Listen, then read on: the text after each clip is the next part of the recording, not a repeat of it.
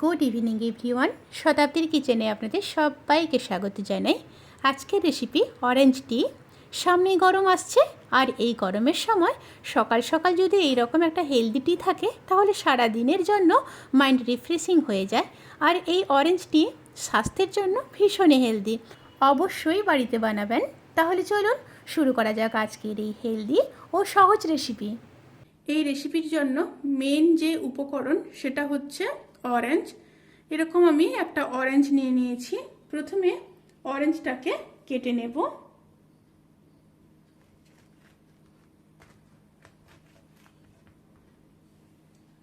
এবার একটা চামচ দিয়ে ভেতর থেকে কোয়াগুলোকে বের করে নেব।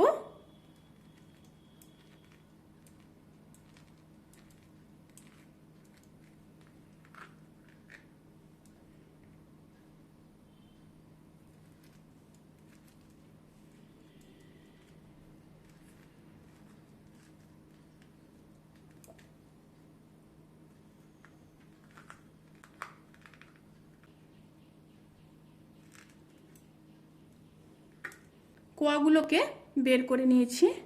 নিয়ে হাত দিয়ে কোয়াগুলোকে এইভাবে ছাড়িয়ে নেব।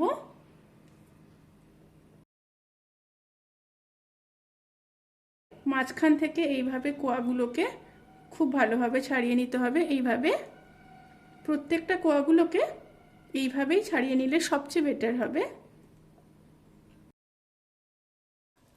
সমস্ত কোয়াগুলোকে খুব ভালোভাবে ছাড়িয়ে নিয়েছি।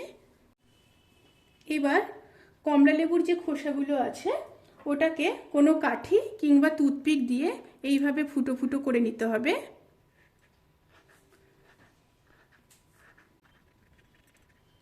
এইভাবে খুব সুন্দরভাবে ফুটো ফুটো করে নিতে হবে।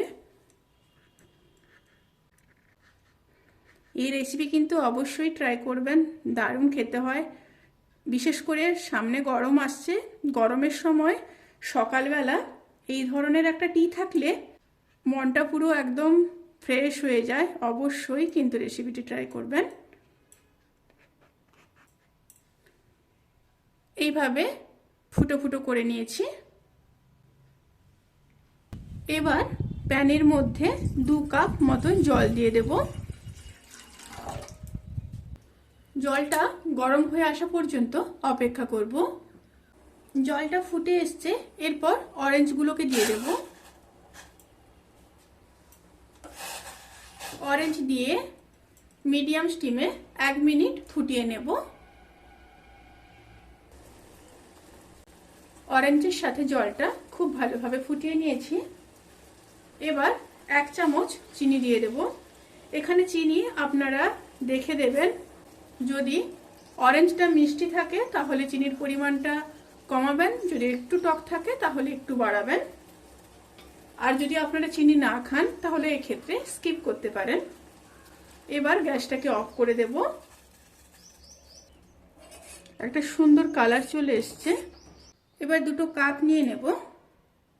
এখানে আমার কাপের মুখগুলো একটু বড় আছে, অরেঞ্জগুলো দিলে পড়ে যাবে, তার জন্য আমি এখানে ছাঁকনি ব্যবহার করছি। আপনাদের যদি কাপের মুখ ঠিকঠাক থাকে তাহলে কিন্তু ছাঁকনি ব্যবহার করার কোনো রকমই দরকার নেই। এবার এই কমলা লেবুর খোসার মধ্যে 2 চামচ চা দিয়ে দেব।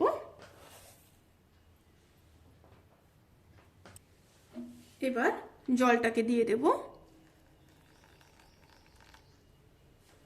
এইভাবে আস্তে আস্তে করে ছেঁকে নিতে হবে।